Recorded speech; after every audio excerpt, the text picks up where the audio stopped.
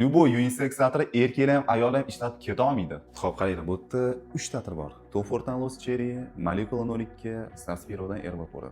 Bu 3 ta atir nima birlashtiradi? Hammasi unisex bo'lgan atir bo'ladi. Ammo juda ko'p klientlar mendan so'rashardi, "Xo'p, aka, unisex bo'lganda u ko'proq kimga to'g'ri keladi? Bu ayoliga to'g'ri keladimi yoki ko'proq erkaklarga to'g'ri keladi?" Chunki hammaga ma'lumki, unisex degan atir baribir har doim ham erkaklarga, ayollarga ham tushib ketavermaydi. Va shuning uchun buni aniqlashni bilish kerak. Xo'p, buni bilish uchun biz fragrantika.ru degan saytga kiramiz. Bu yerda bizga kerakli bo'lgan aromatni tanlaymiz.